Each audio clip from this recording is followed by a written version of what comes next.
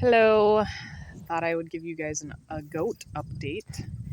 Um, so, and a guardian dog update. So, this is Princess. I am out here to work on training her a little bit more because she has been chasing some of our goats, trying to play with them. However, they are very, a couple of them are very scared. A couple of them will headbutt her and be like, don't mess with me. And so we don't have issues with the ones that headbutt her to tell her to back off. But we have a couple that are more timid. And they're actually our registered does that I just love. One is back here. She's kind of hiding. Ace. We have another one right here. This is Holly. And they are both good girl, Princess. Good girl. They are both registered and sweethearts and very good goats. But we're struggling with Ace. She's getting kind of skinny. She's not eating as much. We did deworm her and gave her some extra boosts of vitamins, but I think she's just still pretty nervous with the herd and the dogs. And so I am trying to train the dogs better and just be out here with the goats a little bit more, and be intentional about that. It has been a crazy year, as some of you know, with me, and so we're working on them. So she's doing good. I'm praising her when she needs praises. I'm disciplining her when she needs disciplining and redirection and correction. And it's just going to take a lot. And livestock guardian dogs are not for the faint of heart. And, you really got to be consistent and persistent. And it can be very tricky when they're puppies and they are not. These puppies we got are for amazing breeders and incredible bloodlines and everything, but the only thing that they were really around were other dogs and kids and then chickens. So they were great with chickens and kids and, other dogs. But the struggle is they were not around goats or livestock from that puppy age. And when we got them, they were 6 weeks old, I believe. I'd have to go back. But so we've had them out with the goats ever since. But, minimal training because I've read and there's, so many things out there, and I am not a professional animal anything. So do your own research is what I say, because you're always going to find two sides of everything and a bazillion more. But, there's some things that say make sure you buy a guardian livestock dog from a breeder that actually has the parents with the livestock that you have and you want them to be with, because then the parents train them before you even get to take them home, and so then you don't have to train them as much, and it's way better when they're being trained from their own parents than trying to train them like we are when they weren't around livestock initially. It's just more difficult. It's not saying it's impossible. It's just definitely more difficult. They also say if you bond with them too much, then they won't bond with the goats.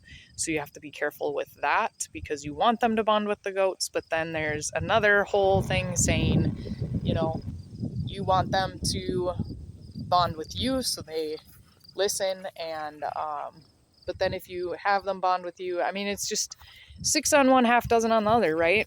So we're doing the best we can, trying to figure it out, and that's all we can do. And I'm not a professional, but we are learning as we go. We are first generation farmers, and you're gonna come across things that are just different, and no farm is alike, and no animal is alike. And all I wanted to share is do your best, and if it's just not working, find a different solution, or sometimes you got to make those tough decisions. If we can't train them the way they need to be trained, and we continue to have issues with our livestock, we're going to have to rehome them, and it is not what I want to do, but maybe they're better pets than livestock guardian dogs, or maybe it's just because I'm not doing enough with them. So